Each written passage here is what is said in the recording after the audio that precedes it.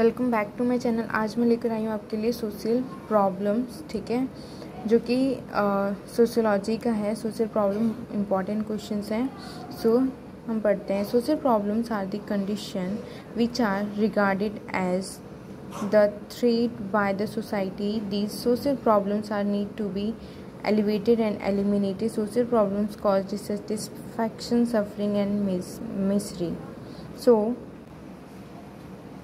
तो इसमें कह रहा है कि जो सोशल प्रॉब्लम है एक बहुत बड़ा कंडीशन है जिसमें कि माना जाता है कि ये जो है थ्रेट बाय द सोसाइटी, की सोसाइटी के द्वारा क्या क्या थ्रेट किया जा रहा है ना, थ्रेट किया जाता है सोशल प्रॉब्लम को।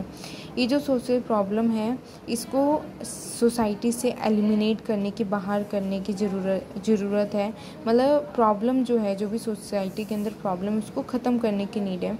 सोशल प्रॉब्लम कॉज क्या क्या करता है? डिससेटिस्फैक्शन कॉज करता है। किस तरह कर सकता है कि जैसे जो गरीब पॉवर्टी पीपल होते हैं वो कभी भी अपनी सेटिस्फैक्शन को फुलफ़िल नहीं कर पाते हैं क्योंकि उनके पास इतना मनी नहीं होता है कि वो अपने जो भी चीज़ चाहते हैं वो ख़रीद सकें कुछ भी, ठीक है। सफरिंग एंड मिसेरी, मतलब कि वो ज़िंदगी भर जो है उनको कष्ट होता रहता है इस चीज़ का।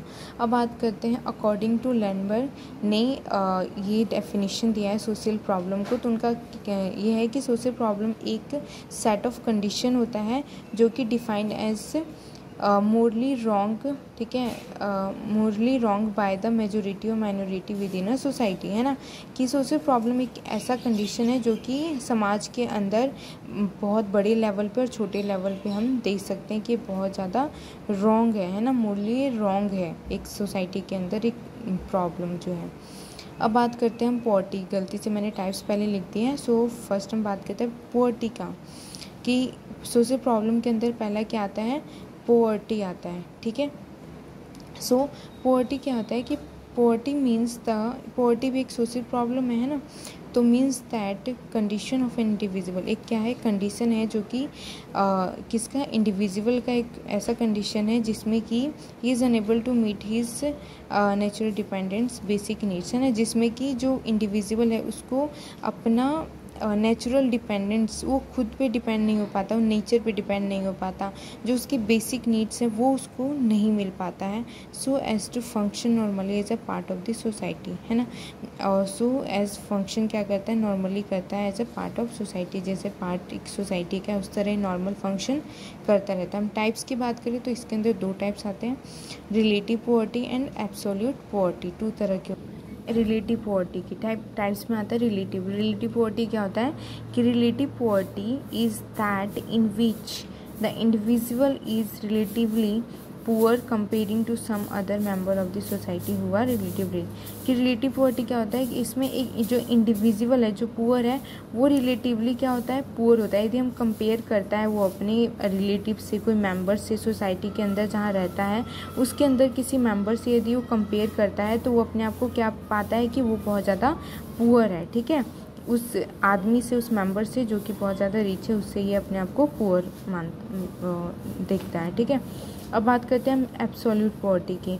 एब्सोल्यूट पॉवर्टी एक ऐसा पॉवर्टी जिसमें कि जो इंडिविजुअल है वो क्या नहीं कर पाता? वो अपनी मिनिमम स्टैंडर्ड ऑफ लिविंग, मतलब कि एक जो स्टैंडर्ड होता है लिविंग का, उसको जो है वो मेंटेन नहीं कर पाता। मतलब कि खाना पीना, रहने का घर, है ना, खाने के लिए 2 टाइम का खाना वो नहीं जुटा पाता है ना, रहने के लिए घर नहीं है उसके पास, वो जो है इस चीज़ को मेंटेन नहीं कर पा रहा है for himself and his dependents, कि उसके डिपेंडेंट जो है उसके फैमिली हो गए, उसके पत्नी बच्चे, है ना, उसके लिए वो क्या कर पा रहा है? वो रहने के लिए जगह, खाने के लिए चीज़ें नहीं ला पा रहा है 2 टाइम का, वो होते हैं एब्सोल्यूट पॉवर्टी। तो पॉवर्टी को 2 टाइप्स में डिवाइड किया। अब हम बात करते हैं causes of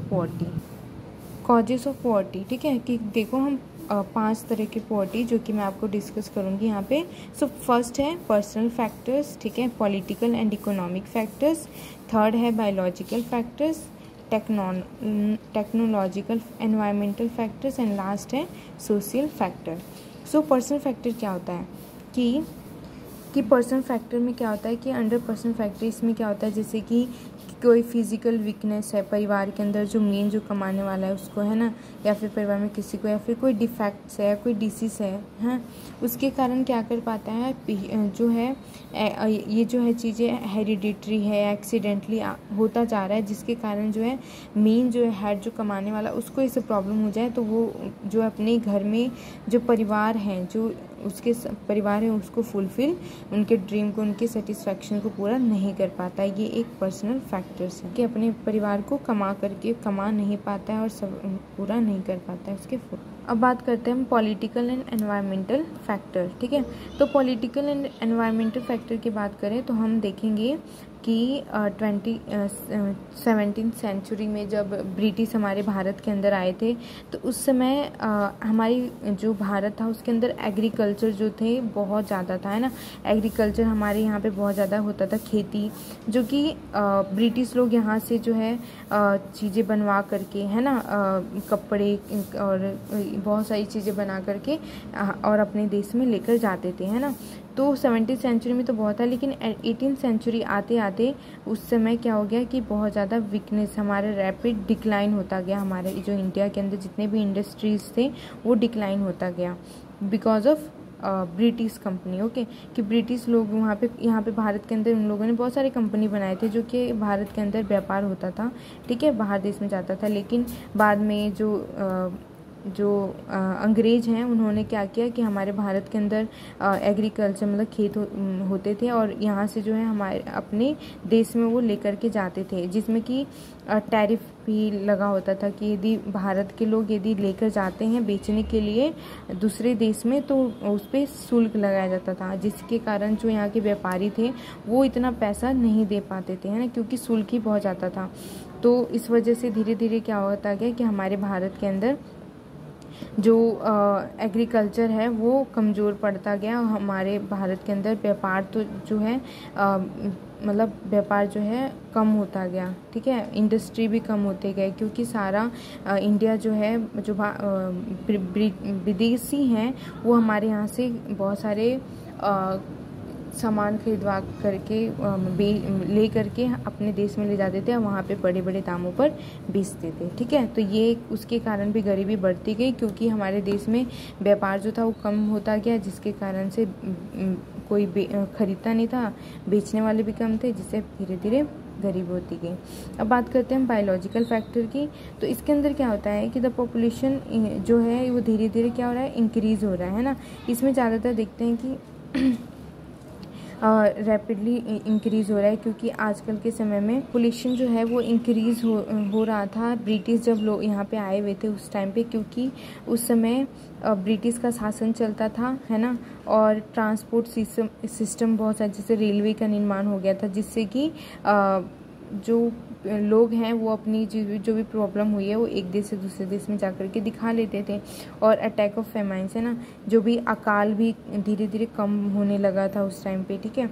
and advance medical science की एडवांसमेंट आ गई थी, जिसके कारण से बहुत लोगों की मृत्यु जो थी वो बहुत कम हो रही थी, और जन्म दर जो था, बर्थ रेट जो था वो धीरे धीरे इंक्रीज़ हो रहा था, ठीक है। वो रैपिड मतलब स्टेबल था, वो बढ़ रहा था, जिस कारण से जो है गरीबी मतलब डेथ रेट कम हो रही थी और बर्थ रेट बढ़ रही थी, जिसके कारण रोज़गार इतना था नहीं कि उससे बढ़ते हुए पॉपुलेशन को फुलफ़िल कर सके, इस वजह से गरीबी और बढ़ती गई।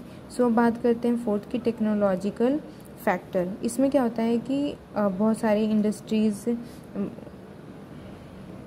कि इसमें क्या है कि रॉ मटेरियल एंड फ्यूल ये सब चीज़ों की कमी के कारण भी एक रीज़न हो सकता है पॉवर्टी का, क्योंकि जिस तरह जनसंख्या बढ़ रही थी उस तरह से देखा जाए तो रॉ मटेरियल इतने थे नहीं कि वो फुलफ़िल कर सके उससे बर्थ रेट जो जनसंख्या थी उसको, इस वजह से पॉवर्टी जो है इस वजह से ज़्यादा बढ़ती जा रही थी। सोशल फैक्टर कि इसमें क्या है कि उस समय जो कास्ट सिस्टम बहुत ज़्यादा था, उस समय जो एक ही परिवार के अंदर बहुत लोग रहते थे, उस समय ये बिलीव था कि इंडस्ट्रियल सेक्टर में ग्रोथ जो थी वो ज़्यादा नहीं हो पा रही थी। बहुत लोग परिवार में सोचते थे कि दूसरे कास्ट को अपनाना गलत है। उसके अंदर परिवार जो था उनको आराम, ठीक है, इसमें क्या था, बहुत ज़्यादा लिथार्जी, घर में रहते थे ज़्यादा से ज़्यादा लोग, क्योंकि जिस वजह से क्या हो गया, लोगों का ध्यान नहीं जाता था उन पर, और जिससे और भी लोग काम करने के लिए ज़्यादा लोग नहीं जाते थे, और जिस वजह से वो अपने परिवार का फुलफ़िल नहीं कर पाते थे, और गरीबी इस वजह से ज़्यादा बढ़ती गई। So thank you so much.